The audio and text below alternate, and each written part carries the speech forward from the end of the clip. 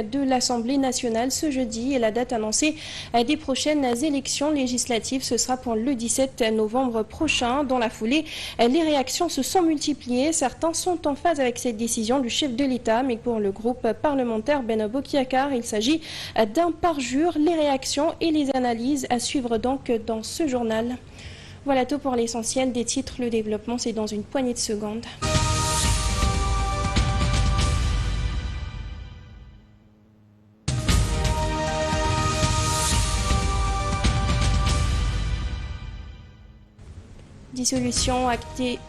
Dissolution actée de l'Assemblée nationale. Le Sénégal se dirige donc vers le deuxième rendez-vous électoral de l'année qui prendra place le 17 novembre prochain. La question du parrainage a dans la foulée été tranchée par le Conseil constitutionnel qui affirme que ce filtre ne se fera pas.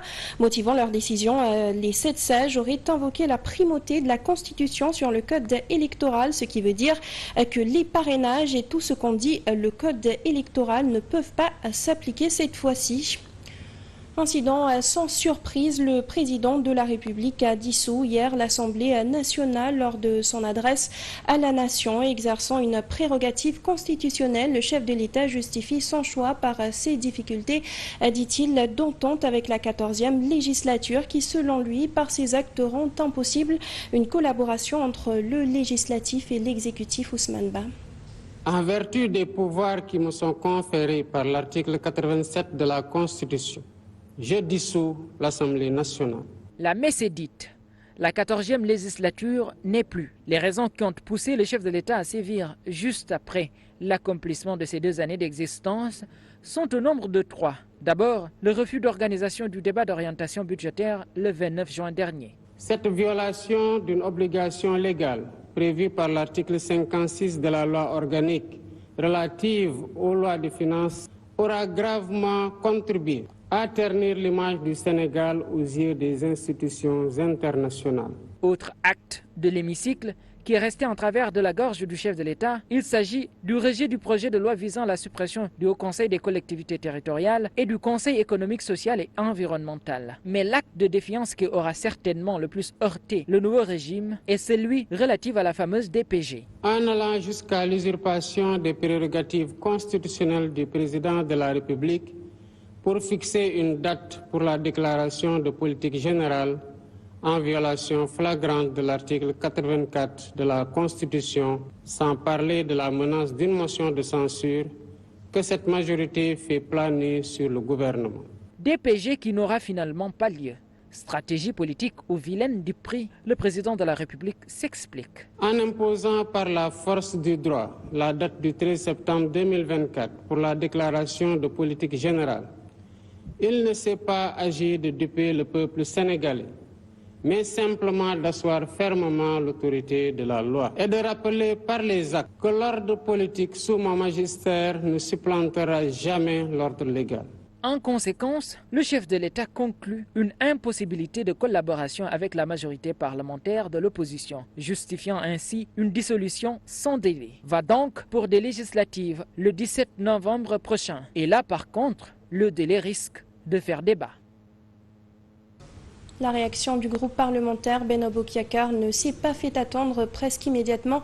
Ce dernier a réagi via un communiqué. Il a qualifié la décision du chef de l'État de parjure. Abdou Mbow et compagnie invitent les Sénégalais à se dresser contre ceux qu'ils décrivent comme étant un retour à une époque révolue. Pour le groupe parlementaire Benno Bokk Yakaar, en décidant de dissoudre l'Assemblée nationale en pleine session extraordinaire qu'il a lui-même convoquée et à la veille de la déclaration de politique générale dont il a lui-même fixé la date, le président de la République a commis un parjure, exécutant cela et de manière cynique les instructions de son Premier ministre. De l'avis de Benno, bloquer l'initiative de la motion de censure déposée par la majorité en usant de manière pernicieuse des dispositions de la Constitution, l'habilitant à convoquer une session extraordinaire avec un ordre du jour surchargé, à dessein, fixer une date pour la déclaration de politique générale différente de celle proposée par la conférence des présidents et prononcer la dissolution la veille relève simplement de l'indignité républicaine et de la petite politique. Pour eux, les deux hommes au sommet de l'État s'amusent des institutions du pays pour satisfaire leurs besoins politiques urgents qui semblent être la dissimulation de leur incapacité à résoudre les problèmes des Sénégalais et de conduire les politiques propres à les faire sortir du marasme dans lequel leur politique les a plongés. Ils demandent aux Sénégalais épris de justice et de liberté de se dresser contre ce qu'ils décrivent comme un retour à une époque révolue et un risque d'installation d'une dictature. Ils les invitent également à faire battre le régime lors des prochaines élections législatives. Le groupe parlementaire Benno Bokk Yakaar a aussi exprimé à travers la note sa reconnaissance au peuple sénégalais qui en 2022 lui avait fait confiance en lui conférant une majorité à l'Assemblée nationale. La réaction des députés toujours. Sanu Dione de Taxawu Sénégal dit ne pas être surpris et affirme de son côté être prêt pour les prochaines élections législatives. Yoro Sow, lui, ne cache pas son indignation, d'autant que la dissolution survient à la veille de la date annoncée de la DPG qui de facto n'aura donc pas lieu. La dissolution de l'Assemblée nationale, on le prend avec fierté, avec dignité. On s'y attendait, on s'y est préparé. Donc en principe, ça n'a pas été une surprise. Donc sur ce, on ne fait qu'aller se préparer pour préparer les élections le 17. En tant que Taxawu Sénégal, je viens de sortir d'une réunion où tout était prévu. Et nous aussi, en venant à l'Assemblée, on savait qu'il y avait une disposition qui donnait au président de la République, après deux années de législature, de pouvoir dissoudre l'Assemblée nationale. Maintenant, il a soutenu des argumentations comme quoi c'est à cause des blocages qu'il y a à l'Assemblée nationale qu'il a pris la dissolution. Sur ce aussi, on respecte sa position tout en allant se préparer. Aujourd'hui, c'est le 12. On était en session extraordinaire sur la demande du président de la République, sur des textes de loi qu'on devait voter et une déclaration de politique générale. La déclaration de politique générale devait se tenir le 11. Le président est revenu fixer la date de la déclaration de politique générale le 13. À la veille, le 12, il dissout l'Assemblée nationale. C'est ce qu'on ne comprend pas. Parce qu'il a la possibilité de dissoudre l'Assemblée nationale à partir du 12, mais il aurait dû laisser quand même le Premier ministre venir à l'Assemblée nationale le 13, présenter sa déclaration de politique générale, dire aux Sénégalais où est-ce qu'ils vont, et qu'après cette déclaration de politique générale, il avait toute la latitude de dissoudre l'Assemblée nationale comme il l'a fait aujourd'hui. Dans les réactions toujours, Thierno Bocoum lui a également fustigé la posture du chef de l'État. Pour lui, c'est un non-respect de sa parole et considère la décision comme étant un parjure. Un président de la République doit respecter sa parole, mais le président Bassirou Diomaye Faye a fait tout le contraire. Le président de la République, Bassirou Diomaye Faye, décidé de dissoudre l'Assemblée nationale, non du débat. Il a dissous l'Assemblée nationale. Ce n'est pas un débat puisque tout le monde sait que le Conseil constitutionnel lui confère ce droit. Mais avant cela, il a commis une grossière erreur. C'est pourquoi il tente de s'expliquer dans un message.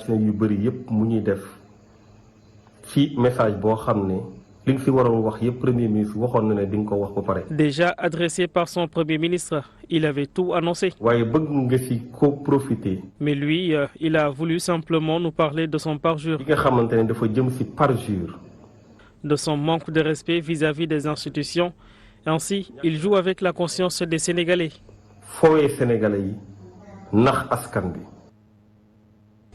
Justement, la vie des Sénégalais à prison, cette dissolution est le symbole de la rupture prônée par le nouveau régime. Voilà ce qu'en pensent certains qui sont tout à fait d'accord avec la décision du chef de l'État. D'autres néanmoins, ils voient une certaine faille dans la démocratie. Dans l'ensemble, ils attendent les prochaines élections législatives.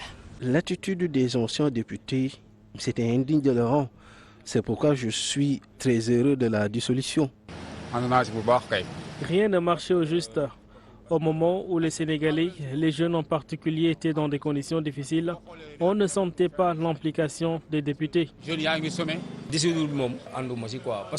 Je suis contre la dissolution. Il devait laisser le choix aux Sénégalais lors des prochaines élections législatives.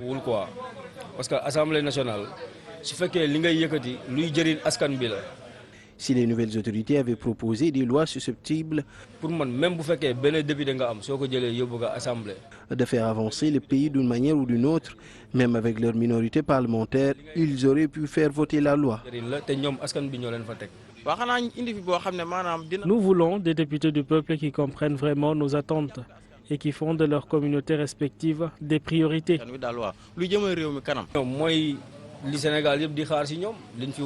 Puisque les nouvelles autorités prêchent une politique de rupture, que les futurs élus s'inscrivent dans cette logique et qu'à tout point de vue, ça se sente.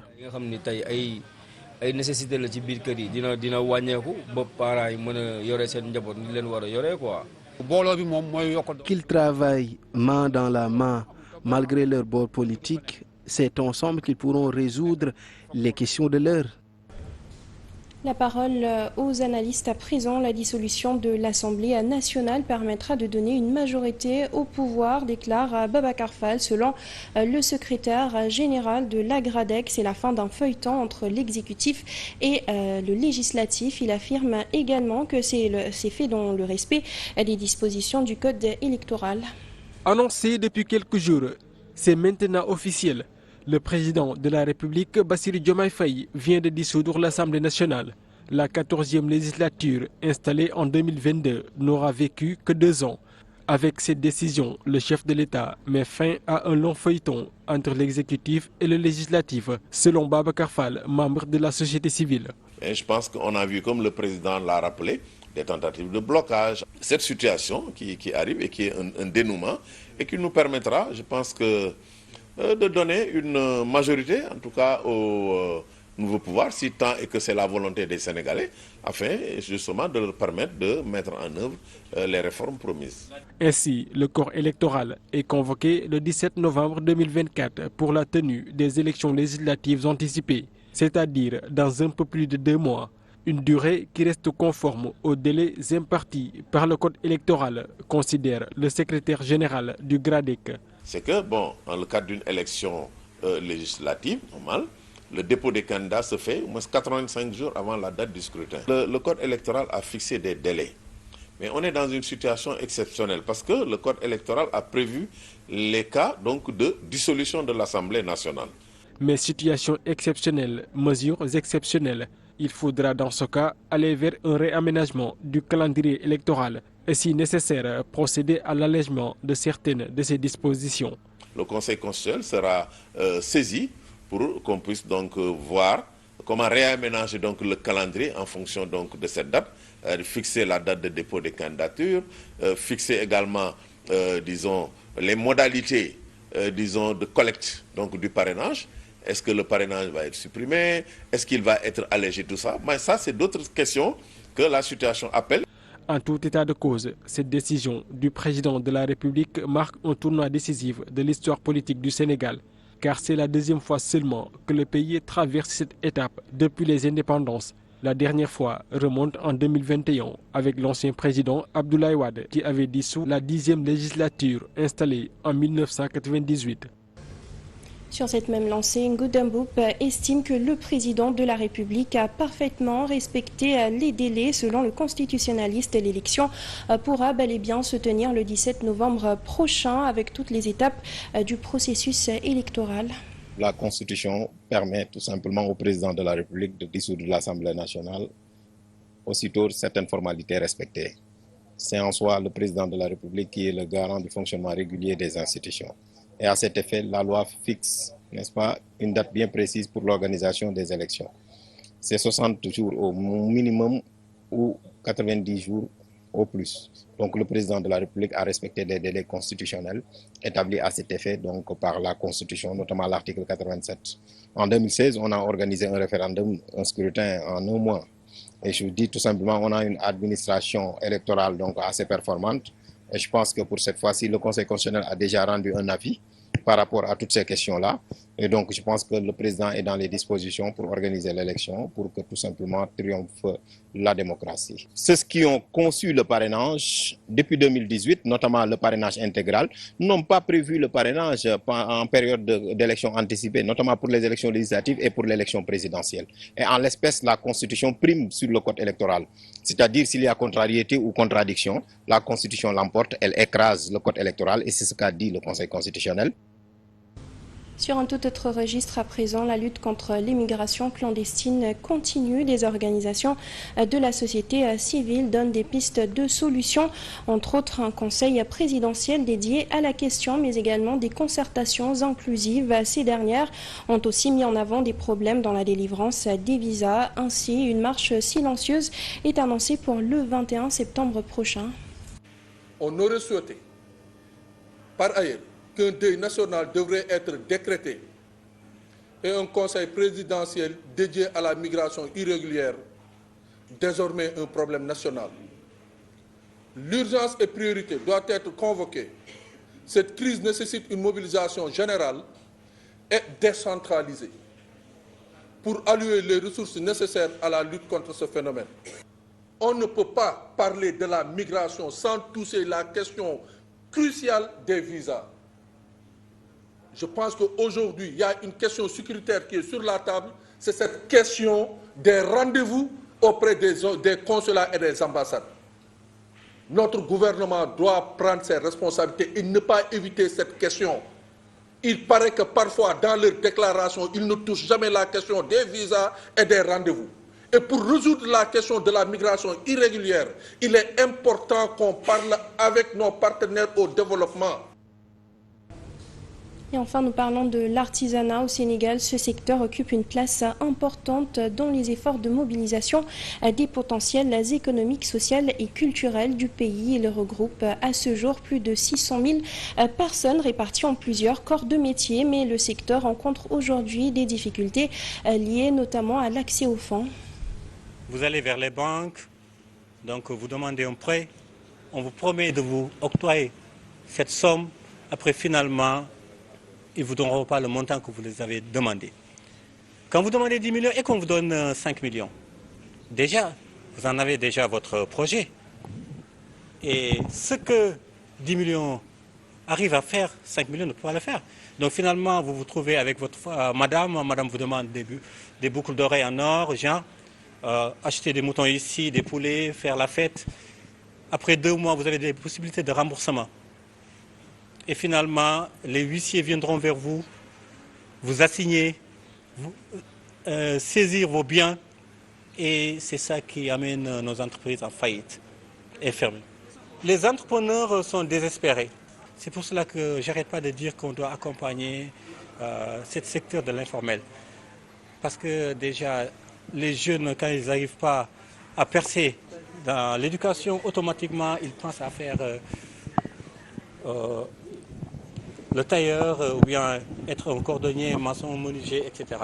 Donc c'est à l'État, franchement, de pousser. Parce que déjà, si les jeunes voyagent, si les jeunes quittent le Sénégal, finalement, qui va construire le Sénégal? Et place tout de suite à la revue de presse.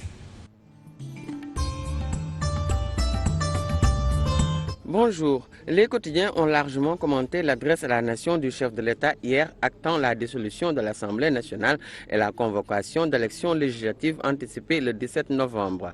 Diomaye met fin au suspense selon Sud Quotidien en annonçant lors de son message à la nation hier jeudi la dissolution de l'Assemblée nationale et la tenue des élections législatives anticipées le 17 novembre.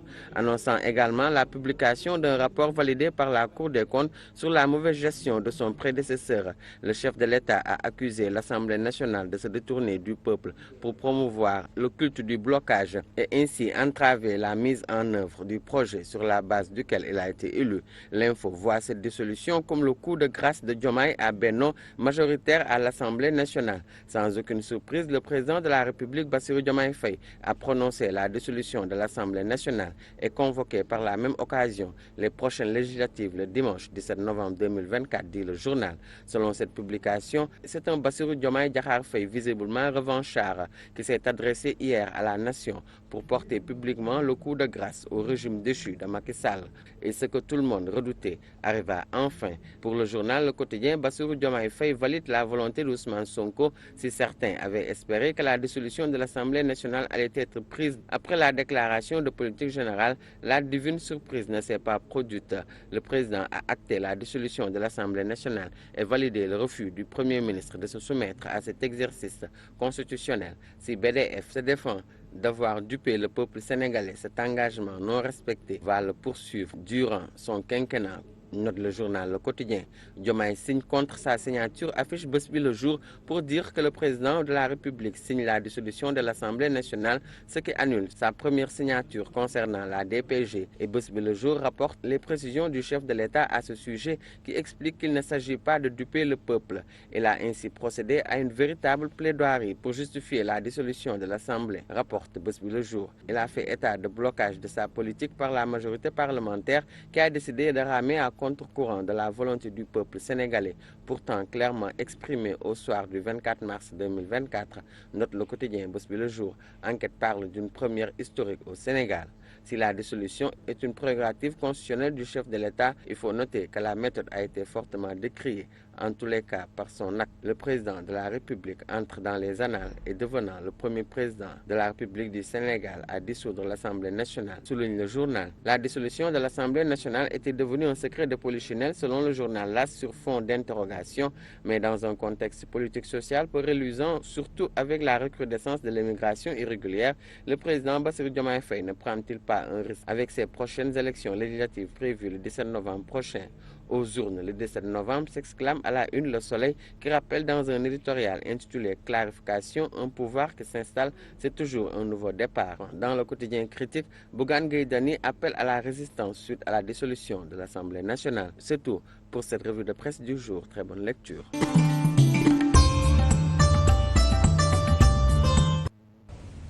Et c'est la fin de ce journal. Merci à vous de l'avoir suivi. Comme toujours à 14h, vous avez le Wolof. Merci, bonne suite de programme sur la 7 TV.